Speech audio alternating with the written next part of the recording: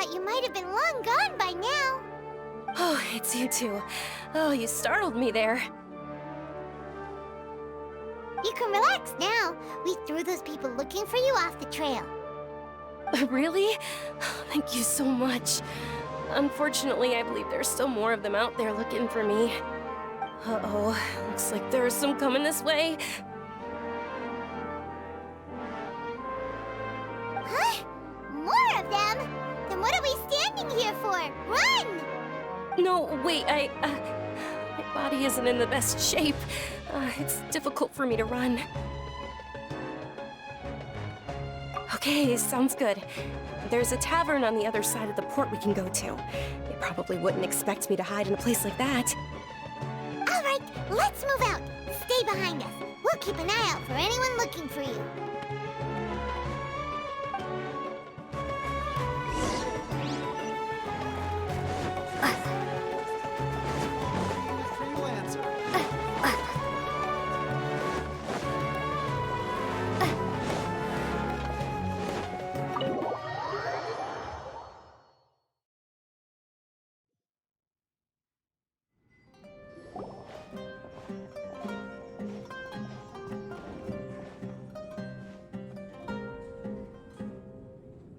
We made it.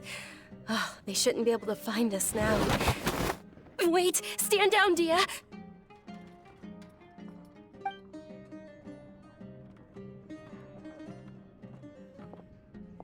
My lady, who are these two? They're travelers that I met on the street just a moment ago. They happened to notice that you were all searching for me, so they helped me hide. I see. In that case, you two should scram. There's nothing here for you. Wait a sec! Who the heck are you? And why are you shooing us away? I'm Miss Dunyarzad's bodyguard, here to see that she returns home safe and sound. My lady, let's get going. You've been gone for so long that your parents are worrying themselves sick. And if I refuse to go with you? It'd be easier for the both of us if you cooperated. But if you insist on not going, then I'll have to carry you like a sack of potatoes. Hey! Dunyarzad already said she doesn't want to go back. Why are you still pushing her? Stay out of this. You don't understand the situation. Sorry, my lady. Even though I'm your bodyguard, your parents are my employers. I have to answer to them. How much? Wait, what? How much more do I have to pay you to become your employer? So you never listen to my parents ever again. Double? A triple? Give me some time and I'll get that much. My lady, this isn't about Mora. I don't know what you think of us Eremites, but let me say this. I like Mora, but I'll never go against my principles. That's why I'm here looking for you. Sure, it's an order from my employer, but my conscience was also telling me it's the right thing to do. And knowing your health, carelessly running around like this is gonna hurt ya. For the sake of those who love you, don't be stubborn. No, you're wrong. I'm aware of my limits and I know what I'm doing. Honestly, the only people being stubborn right now are my parents. And they know perfectly well that it makes no difference if I'm at home or not. They still won't accept reality. And every time I bring this up, they just change the subject. Dehya, you've been living with us a long time already. This should be old news to you. Dehya, I know it hasn't been easy for Mother and Father, and I'm grateful for everything they've done for me. But there's someone else in this world I'm also grateful to. Because she saved me.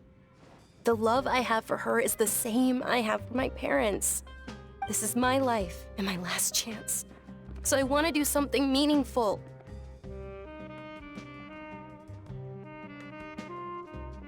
My lady, are you sure what you're doing now is meaningful? Yes, I'm sure. At least, it is to me. Fine, I won't ask you to return home anymore. But let me make something very clear. I'm only doing this because I respect your determination, not because I agree with you. Thank you, Dehya. Sorry for being so rude just now. My nerves were acting up. And I even brought up your payment in such an offensive way. Don't worry about it, my lady. I did say that I like Mora. Besides, that's our next topic of conversation. Today's little excursion caused such a ruckus that every single bodyguard at the estate was deployed. It wouldn't be easy to hide things from your old man. Since this definitely won't be your last escapade, here's a little tip. You should at least make it look like your room and things are still in order when you leave. Also, you'll need someone to cover you for when you're out and about. So, I'll let you hire me, my lady. This way, everyone wins. As for the pay, let's say half of what your father pays me. We can settle the bill when we return to the estate. Okay, deal. Yay! Looks like they've reached an understanding.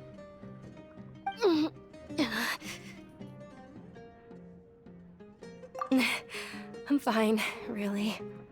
I just feel a little tired now that things have calmed down. My lady, stop trying to look tough. We're already in a tavern, so let's rest up and grab some grub.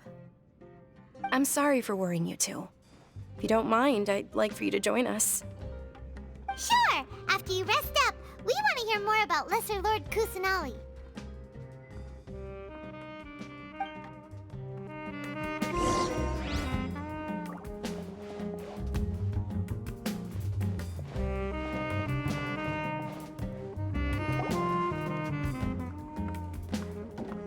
Ha! Well, if it isn't Dehya, haven't seen you in nearly half a year. Word on the street is that you're a bodyguard for the Homayani family now. Ha! Don't you find that kind of work boring? Nah, you get used to it. How about a menu over here? You got it, huh? Isn't this little Miss Homayani herself? We don't get to serve personages like you very often. We'll be sure to prepare our very best. Thank you, sir, but there's no need. I don't have a lot of Mora on me, and I really ought to save as much as I can. But please bring these two the best food you have. They're my new friends, so I want to be a good host for them.